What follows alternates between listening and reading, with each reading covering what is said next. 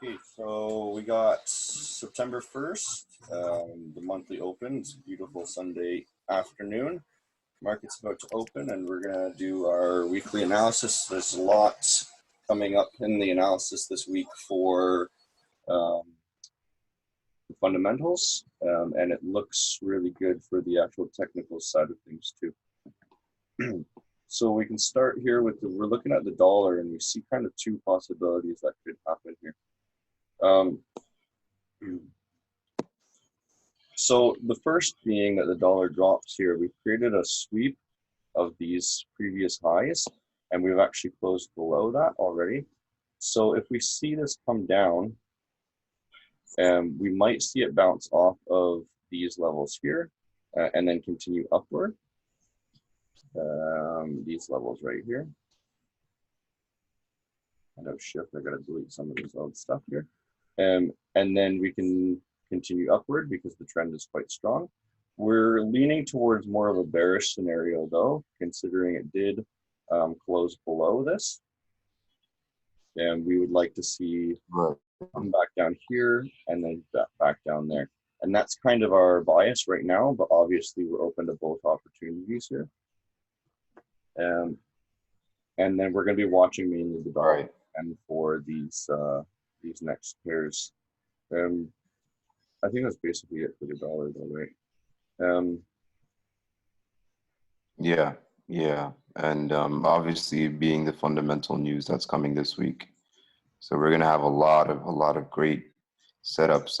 Amazing setup that we see over here, Euro USD, my favorite. I'm very excited for this one. For Euro USD now, as you all know that we've mentioned in the group on the group previously last week, that it broke the yearly level. So that in itself gives a lot of new insights for setups on how it's going to play out. On a monthly level, it's also looking very healthy. Now that, of course, we're in a new month, always good to start to see it from an outside perspective, a higher perspective, higher time frame. So yeah, on a monthly level, it's looking very healthy. As you could see that purple box that Hunter drew over there as well. That's actually a very good level. Purple's not however, level. Purple is more on a daily time frame here. You can see some validation here that I would like to keep an eye on. The monthly level is more the validation zone. So that'd be our bigger buy zone, right? Right, exactly, yeah. So, but currently on, for example, the hourly, so to speak, it's pretty much we're looking for a buy. So we're looking to get into a long for Euro USD. Currently, it's at a very, very low level. As we said, it broke that yearly lows. So we definitely are bullish in comparison to what we've seen in the dollar index as well. As we said, we look for it to drop, right? So that would be in comparison to that. Again, it also goes back to how we're exploiting the fact that when there is a very fundamental week coming ahead, there will always be fake outs. There will always be stops taken out. So we're also keeping that in mind, that that could very well happen, that they stop out and fake out a lot before the big fundamental news comes into play and then just, does that huge 100 pip move or whatever. If you're not a fundamental trader, I think it's a good idea to exit all your positions by Friday, because that's really going to destroy a lot of people's bad positions.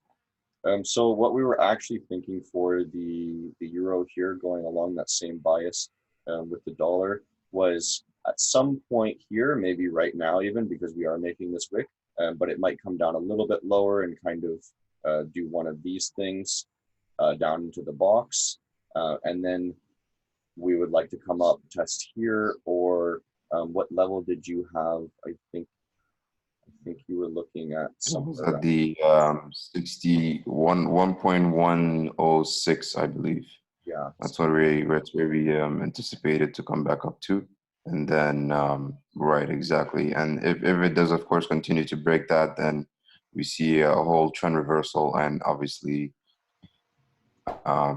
it pushing more upwards, because we can't forget the fact that back then, I think it was like a few weeks back, it actually made, I think it was back in July, whereby it tried to touch the highs of like 1.14, I believe, or around those regions. And it pretty much, when it reached those high levels, it completely retraced all the way back down. So yeah, right around those levels. So it's similar to a play as well, but again, it's like because we have a very fundamental news this week, so we have to take into play the exploits that are going to be coming out, So fake outs and all that stuff. yeah, so ultimately what we're doing is we're looking for a buy and then rejection off of here into the monthly levels, um, and then a bigger reversal, or it doesn't come and touch the monthly levels at all, breaks above, and then that's when we're going to be buying. But we're really looking for buys in the near future, maybe not this week, Exactly. or something. But, Yeah. so moving on, that's enough euro. For the pound, we're looking at a similar setup where this looked quite bullish to us, Right. on the smaller scale, at least for this week. And then larger scale, the pound is absolute death. So we see that this is actually opening the week with touching this blue box here, which was a buy zone for me, in this lower range. So we could see this easily turning around here, and it might be a good idea if you could find a buy immediately. Maybe not today because there's a little bit indecision on Sunday, but Yeah, exactly. Today's a Sunday. Tomorrow, by the way, is a fundamental. Sorry, it's a bank holiday yeah, here in in the U.S. as well as Canada. So the U.S. holiday last week. yeah, so yeah, it's definitely not a good thing to jump right in, but we'll definitely wait for the right moment. So here are our levels that we would want to see it come up to at some point here. And basically that's how we're going to be playing the pound, is long it until it breaks below this. And then we can Right. even that we're long, right?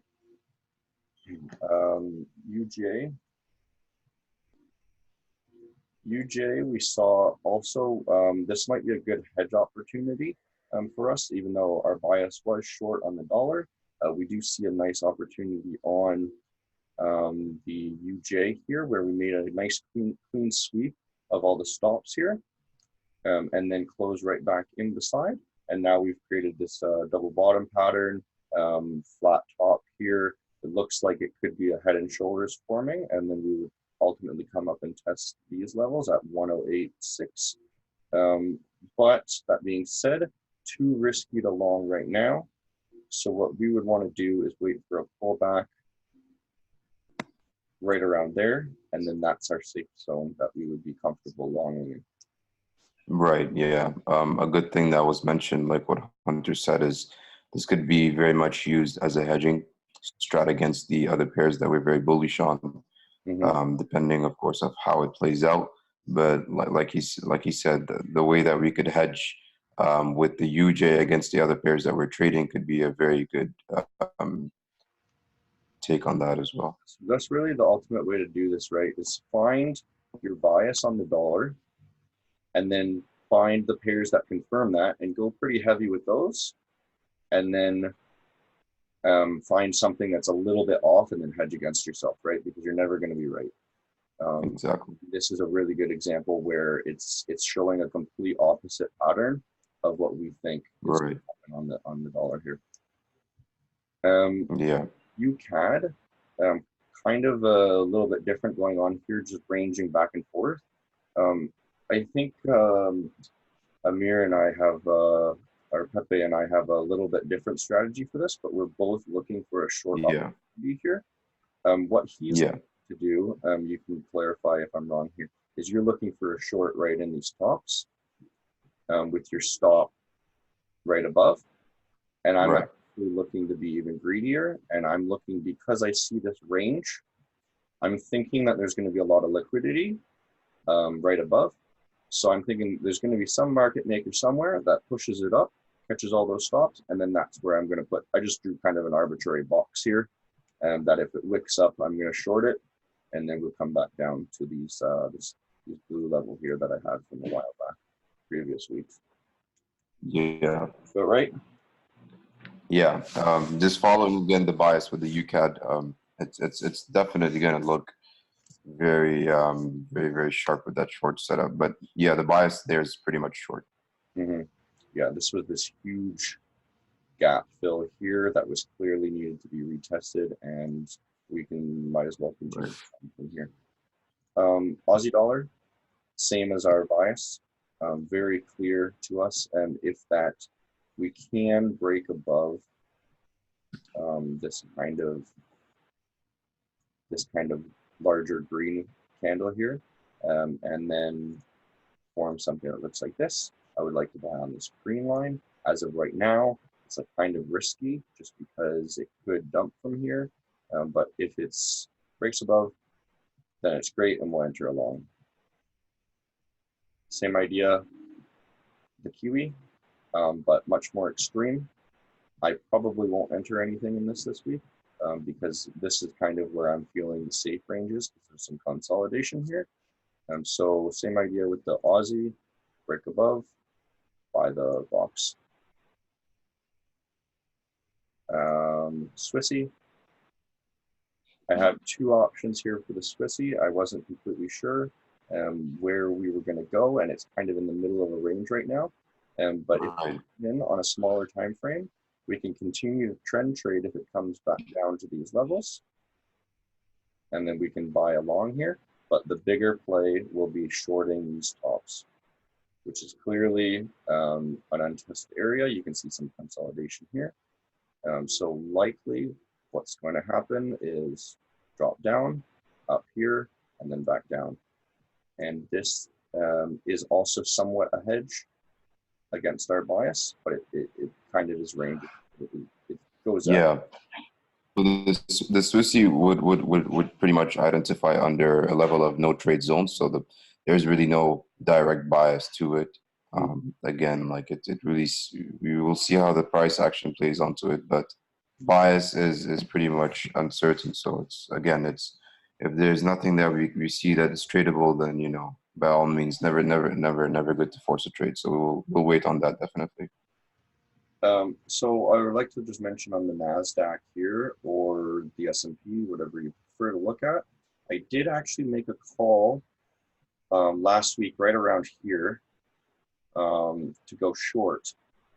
And I think I'm going to redact that. And actually, as the market opens, I'm actually going to exit, I believe. Right. The reason is I see something different now that I've paid closer attention to it. We've come up after creating these lows, and we've come up and tested this zone here. Let me draw a box. We've tested this zone, this zone here. And then obviously we've swung down and have not created a new low. This gives me the impression that we're going to come up and actually test the next zone that brought us to the low, which is this purple box.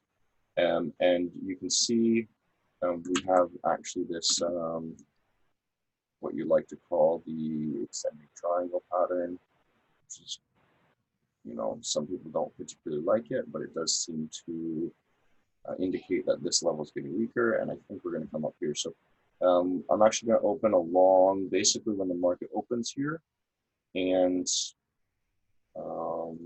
so basically right here, and another one lower here. Yeah. Cool. I think that's just about it for the technical analysis. Yeah, something I just wanted to note as well real quick is that since we are playing GBP, USD, I will be playing the other pairs on live trading for GJ and GBP odd. So GBP JPY and GBP odd, we'll be playing that as well due to the volatility that will be coming into the market. Again, the biases is going to follow the same bias as GBP USD as they all correlate somewhat similar. We could maybe just go over the Forex factory real quick to finish it up and round it off. But yeah, for the pairs, that's pretty much as of it for this week. Yeah, it looks pretty clear picture to me this week, so I'm pretty excited. Hopefully it goes well. Monday here, Yeah, the holiday. So there might be some stuff going on in Australia here for the retail sales. I probably won't watch it myself. What Yeah. did you talk about with the? Yeah, so the on Monday obviously we're not going to be trading due to the fact that there is going to be a bank holiday, so we'll definitely not be trading on that time. But so Tuesday we'll look at there's going to be the ISM that is going to affect the US pairs, USD pairs, as well as the GDP for odd. So what does that mean is that we could play odd USD. So the bias that we see for odd USD, the bias that we see for odd USD could be played out during this volatility. Again, it's just going to be a live trading. It's not going to be like a buy limit or a sell limit. It'll be more like playing with a sell stop and a buy stop. Again, just fundamentally playing off that release of data. But of course, it will go back onto live trading, and we'll see how we can take some opportunities on that. That's for Tuesday. So for Wednesday, we have very, very, very great news coming out for the CAD as well as the GBP, and as well as some USD, but not really impactful news over there. So the CAD is going to be having their overnight rate released. For example, that's going to be something very huge, and their trade balance, of course. This is going to affect the USD CAD as well as other pairs like GBP CAD, because there is the GBP news coming out together with the CAD. So another pair that you could look at is the GBP CAD.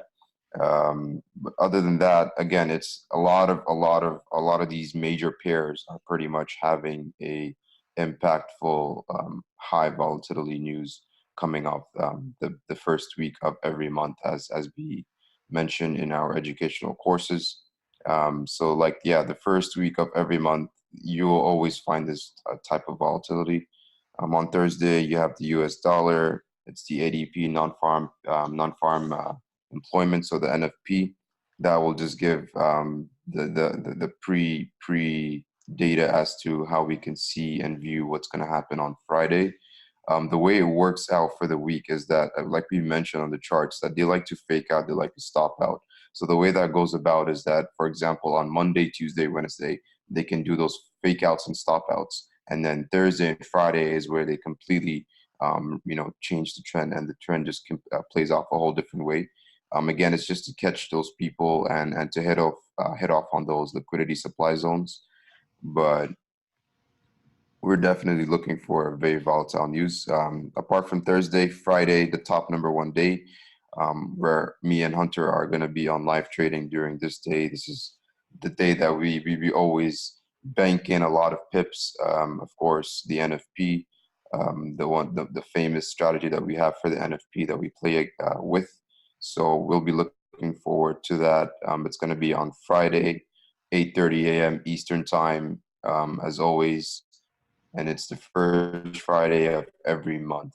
So the NFP, again, as y'all have seen in the previous months, it always does big moves. You know, it could be like ranging from 40 to 100 plus pips. So definitely something that you wouldn't want to miss out. This you could make a lot of pips, sorry, within a few seconds, because when this fundamental news gets released, it's really that impactful.